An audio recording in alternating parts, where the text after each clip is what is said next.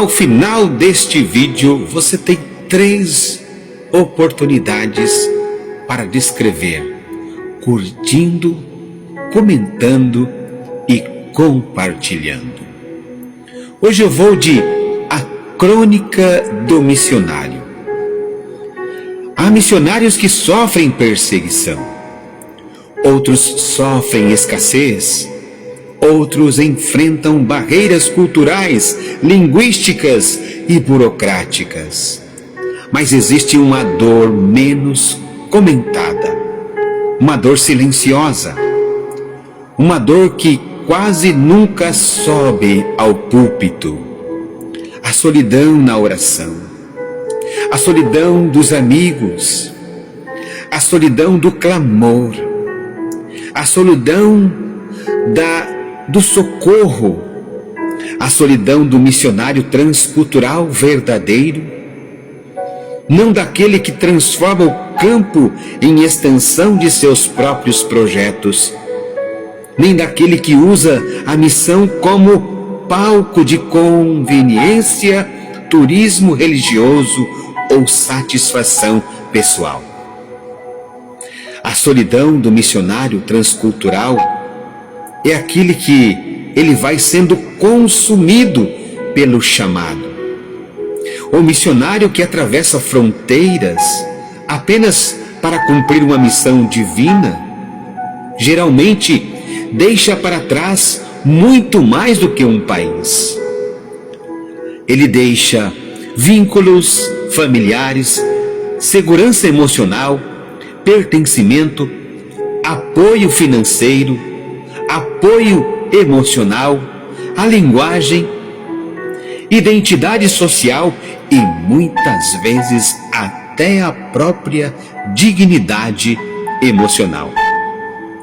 Ele aprende a sorrir carregando pesos invisíveis. Existe uma diferença enorme entre visitar um missionário para usufruir da estrutura que ele construiu e visitar um missionário simplesmente para fortalecê-lo, para agraciá-lo, ajudá-lo, para estender as mãos, pois às vezes uma pequena oferta que direcionamos é um gesto simples. Uma visita sem interesses ocultos vale mais do que grandes discursos em congressos milagrosos. Porque o missionário raramente precisa apenas de dinheiro. Frequentemente, ele vai precisar saber que não foi esquecido. O mais doloroso não é a falta de recursos, é perceber a ausência de retaguarda. Há missionários que passam décadas sustentando a obra praticamente sozinhos.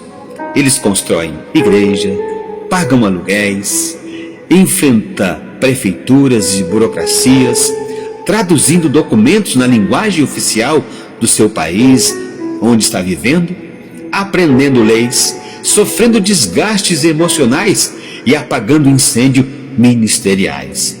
E ainda tentando manter viva a esperança espiritual do seu povo. Enquanto isso, muitos imaginam que o missionário vive cercado de suporte institucionais e numa regalia profunda. Nem sempre isso ocorre. Há casos em que a única coisa entre o avanço da obra e o colapso completo é a resistência emocional de um homem cansado, sofrido, angustiado e muitas vezes amargurado, tentando jogar tudo para cima e voltar para as suas origens. É talvez uma das dores mais difíceis que seja perceber essas diferenças de tratamento. Quando alguns clamores geram mobilização imediata, campanhas, socorro, movimentações coletivas, enquanto outros pedidos encontram apenas respostas frias e protocolares. Eu não posso te ajudar. Não posso. Agora não posso ajudá-lo em nada. Não podemos. Essas palavras às vezes ecoam por anos dentro da alma de um missionário. especialmente quando ele sabe o que está em jogo. Imagine ver um patrimônio construído com lágrimas, com jejuns, anos de sacrifícios e milhões investidos correndo o risco de se desaparecer.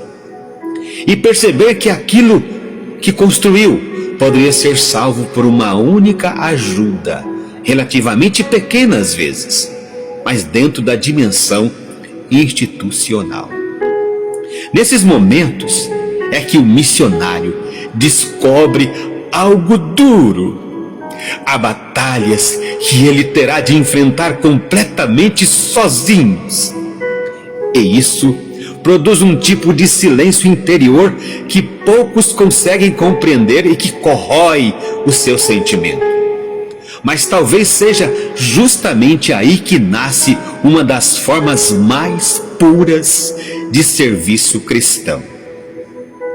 Porque quando alguém continua fazendo missão, mesmo sem aplausos, sem garantias, sem retaguardas, sem reconhecimento proporcional e sem segurança de socorro humano, essa pessoa já ultrapassou o campo da conveniência, entrou no território do sacrifício. E o problema é que muitas instituições celebram apenas os frutos da missão, mas poucas conseguem discernir o custo pesado e emocional de quem permaneceu décadas sustentando essa lavoura. Celebram apenas os templos erguidos, prontos, mas não enxergam as madrugadas de angústias. Celebram apenas nos congressos, mas não veem o missionário sentado sozinho, tentando descobrir como vai pagar a próxima parcela de um prédio, e assim sucessivamente. Celebram resultados, mas ignoram o desgaste invisível deste homem e desta família. E talvez uma das maiores necessidades da obra missionária moderna seja repreender ou reaprender algo tão simples. Missionários não precisam apenas de ofertas. Missionários precisam de presença, de amigos, de lealdade. Precisam de gente que permaneça ao seu lado, ao lado da sua família, quando não houver vantagem alguma em permanecer. Porque a solidão prolongada adoece até os ossos e os mais fortes. A exemplo do apóstolo Paulo, ele diz que na minha primeira defesa ninguém me assistiu, antes todos desapareceram. Segunda carta do apóstolo Paulo a Timóteo, no seu capítulo 4, verso 16. Observe aí, não era a ausência de chamado, não era a ausência de Deus, era a ausência de pessoas. E isso dói. Contudo, logo depois, Paulo acrescenta: mas o Senhor assistiu-me e fortaleceu-me. Por quê? Há uma dimensão na missão onde somente Deus consegue sustentar o coração humano, porque existem desertos emocionais onde nenhuma estrutura humana alcança. E talvez muitos dos grandes missionários da história sobreviveram não porque tinham grandes bases, mas sua família estava junto com ele. E ali aprendeu a defender completamente de Deus e da fidelidade silenciosa de Deus. Ele é sustentado por Deus na sua graça inspiradora e espiritual. E com uma família que junto, sofrendo, mas não abalados, unidos, fortalecidos pelos braços do Senhor nosso Deus. Ame o missionário.